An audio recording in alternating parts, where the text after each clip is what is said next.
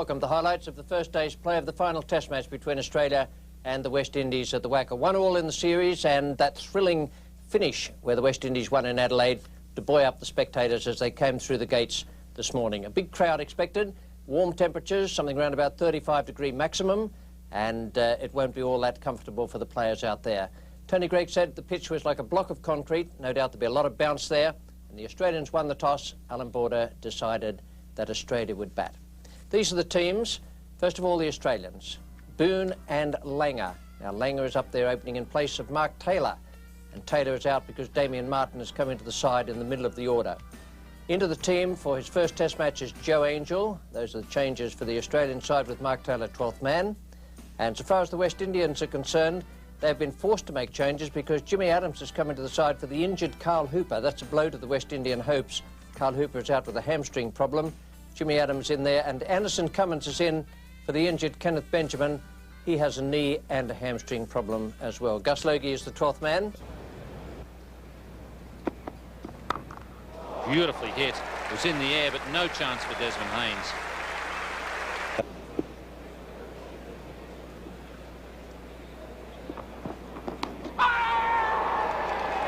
And he's inside edge, this one to the keeper.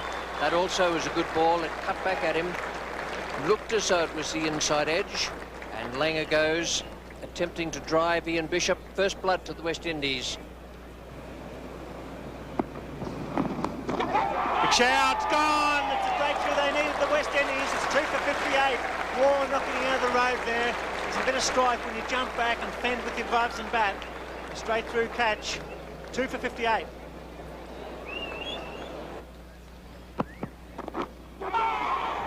Big appeal there. Yes, he's got a little inside edge. Ward doesn't look too happy about it. Just a little glance down the wicket. Perhaps he was looking at the wicket.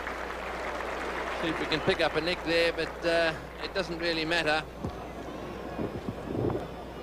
It's probably the perfect length. That's a magnificent shot from David Boone. That's his bread and butter.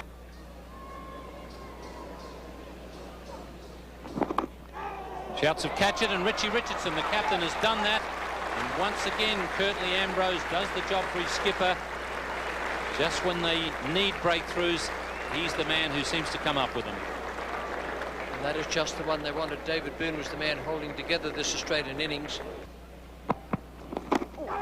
And a shout, he's got him first ball. So Ambrose is now on a hat-trick, having got rid of Boone and Border in successive deliveries. And if the ball to get Boone was a good one, that was an absolute beauty. It drew Border into the stroke and cut away from him, just feathered the outside edge, and was taken by Junior Murray. Now the Australians in complete disarray here. 5 for 90 at the moment. So the hat-trick is avoided.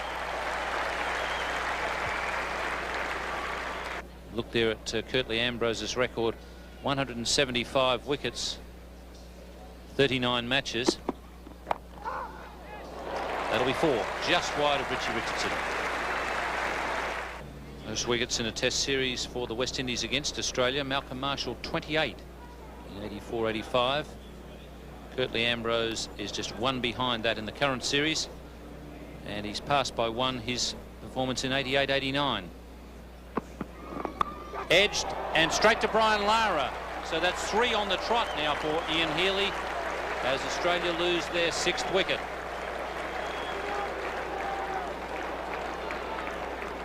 Well, that was well bowled, but Healy was pushing out a long, long way there. That's hits in the air, could be out. Arthur's running with the ball, he should catch this. He does.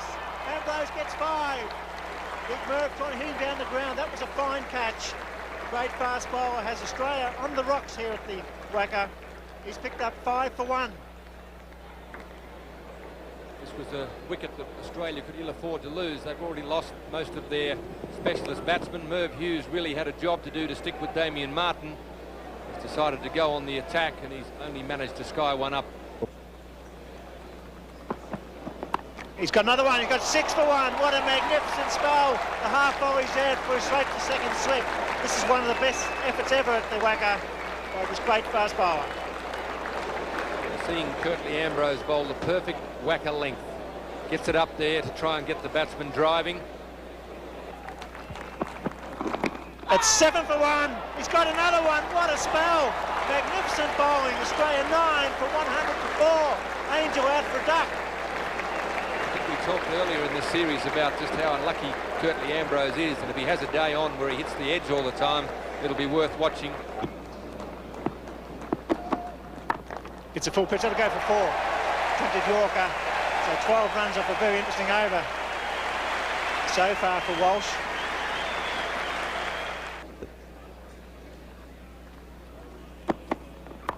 Charges, no ball, he catches it, he's run out, surely, out, that's out. Yes, he's got to be run out. That foolish play by Shane Warne. No ball was called, Walsh took the catch, Warne was in no man's land, Walsh took the veils off, Australia all out for 118. A sensational session here at the Wacker. And a great ovation here for Curtly Ambrose, 7 for 25. Top score, David Boone, 44. There are 3 13s in there, and there are also 4 ducks. 47.2 overs, and the bowling figures for the West Indies dominated by Curtly Ambrose. What a series he's had. 31 wickets so far. That's a West Indies record in Australia. The 9th time he's taken 5 wickets in an innings, the 4th against Australia and the 3rd in this series, and he's also equalled the best ever in a series by a West Indian bowler. That is Joel Garner, 31 in the West Indies in 1983-84. It's in the air, and a long way in the air. That's a good shot.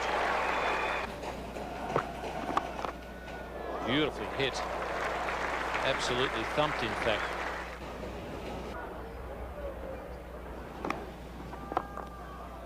It's pretty well hit. And another 6. We've seen plenty of 6s already.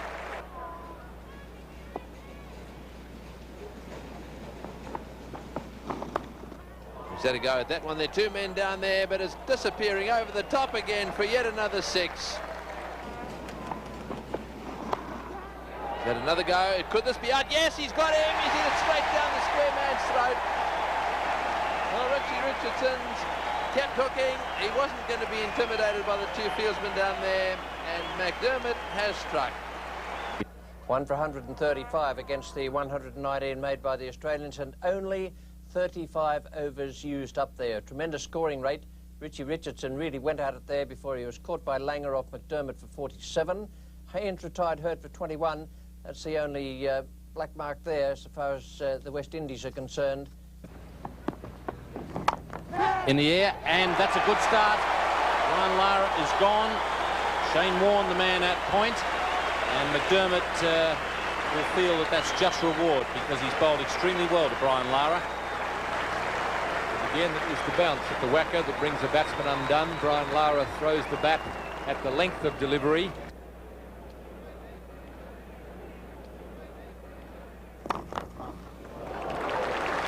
Smashed away to the boundary. A 4 magnificent shot by Simmons.